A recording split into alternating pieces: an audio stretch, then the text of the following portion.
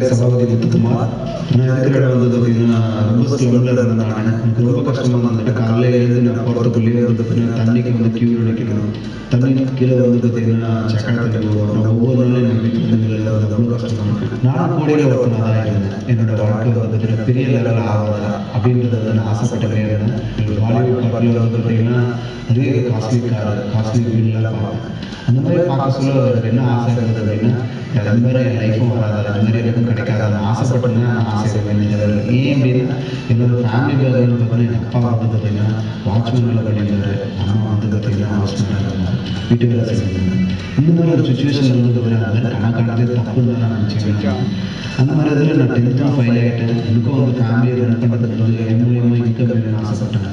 சரி நான் வேலைக்கு போகணுன்றதுக்காக நான் வந்து ஆடிட்டர் ஆஃபீஸ்ல ஆஃபீஸ் பாயா நான் ஜாயின் பண்ணேன்.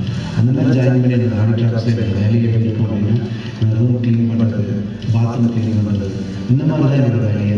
கிளீன் பண்ணுறது எல்லாமே கிளீனிங் ஒர்க் எல்லாமே நான் தான் பண்ணிட்டு இருந்தேன். இந்த மாரி சிச்சுவேஷன்ல எனக்கு என்ன பண்ணணும்னே தெரியாம இருந்தது. நான் ஏதாவது ஒரு வழியில வந்து பார்த்தீங்கன்னா, என் லைஃப் சேஞ்ச் ஆவாதா அப்படின்றது வந்து பார்த்தீங்கன்னா, ரொம்ப ரொம்ப ஆசைப்பட்டேன். ஏன்னா, அந்த மாரி ஒரு டைம்ல வந்து பார்த்தீங்கன்னா, ஆசைகள் வந்து எதுவுமே நிறைவேறாம இருந்ததுனால, இப்படியே நம்ம லைஃப் முடிஞ்சிருமா அப்படின்னு நினச்சு நான் ரொம்ப ரொம்ப வருத்தப்பட்டேன். எங்க ஹஸ்பண்ட் சொன்ன மாதிரி 150 ஸ்கொயர் ஃபீட்ல நாங்க 5 பேருமே ரொம்ப கஷ்டப்பட்டு இருந்தோம்.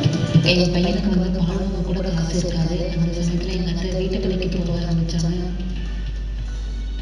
அந்த பைசா கொடுத்து என் பையனுக்கு பால் வாங்கணும். நல்ல ட்ரெஸ்ஸஸ், நல்ல சாப்பாடு, நல்ல வீடு வாங்கணும்னு ரொம்ப கஷ்டப்பட்டிருந்தேன். இதுக்கு மேல கஷ்டம் இருக்குமா நான் ரொம்ப ஃபீல் பண்ணியிருந்தேன். எனக்கு எப்படி இந்த ஹெர்பல் லைஃப் ஆப்பர்ச்சுனிட்டி கிடைச்சதுன்னு எனக்கு சத்தியமா எனக்கு தெரியல. ப்ரோக்ராம் போய் பார்த்தேன் நான். அந்த ப்ரோக்ராம் போய் பார்க்க சொல்ல, வாழ்க்கையில வந்து பார்த்தீங்கன்னா, ட்ரை பண்ணி அவங்க எப்படி சக்சஸ்ஃபுல் ஆயிருக்காங்க. அதில லாஸ்ட் 1 ஹவர் வந்து பார்த்தீங்கன்னா, ரவிசுந்தரன் ஒருத்தர் வந்து பேசினார்.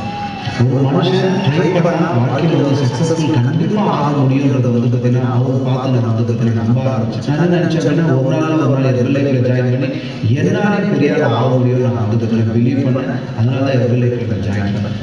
ஹெர்பல் லைஃப் வந்து தலை நிமிர்ந்து நடக்கிறதுக்கு எனக்கு ஒரு ஆப்பர்ச்சுனிட்டி கத்துக் குடுத்திருக்கு. இந்த சொசைட்டில வந்து மதிப்பும், மரியாதையும் எனக்கு கிடைச்சிருக்கு. எனக்கு இங்கிலீஷ் வந்து பார்த்தீங்கன்னா, எழுதவும் தெரியாது, படிக்கவும் தெரியாது. ஆனா என்னாலயும் இந்த ஹெர்பல் லைஃப் ஆப்பர்ச்சுனிட்டி மூலியமா சக்சஸ்ஃபுல்லா நான் ஆயிருக்கேன் நான். இந்த ஹெர்பல் லைஃப் ஆப்பர்ச்சுனிட்டி நான் கத்துக்கினேன். எனக்கு வீடு, காரு, வெக்கேஷன் இது மாரிலாம் எனக்கு ஒரு ஆப்பர்ச்சுனிட்டி மூலியமா என் லைஃப் எனக்கு செட்டில் ஆயிருக்கு. எனக்கு ரொம்ப பெருமையா இருக்கு. நாங்க இந்த மாரி அச்சீவ்மெண்ட் பண்ணதுக்கு. இது மட்டும் ரொம்ப சந்தோஷமா இருக்கு. நாங்க யார்கிட்டயும் வேலை செய்ய வேண்டிய அவசியம் இல்ல. இது மட்டும் ரொம்ப நாங்க சந்தோஷப்படுறோம். ஏன்னா என் பையனுக்கு நல்ல எஜுகேஷன், நல்ல ஸ்கூல்ல நாங்க சேர்த்துருக்கோம். எனக்கு ரொம்ப பெருமையா இருக்கு. என் ஒய்ஃப் வந்து பார்த்தீங்கன்னா, யார்கிட்டயும் கடன் வாங்க வேண்டிய வேலை இல்ல. நான் கோடியில ஒருத்தனா இருந்தேன். ஆனா இன்னைக்கு ஹெர்பல் லைஃப் மூலியமா இன்னைக்கு நான் கோடீஸ்வரனா ஆயிருக்கேன்.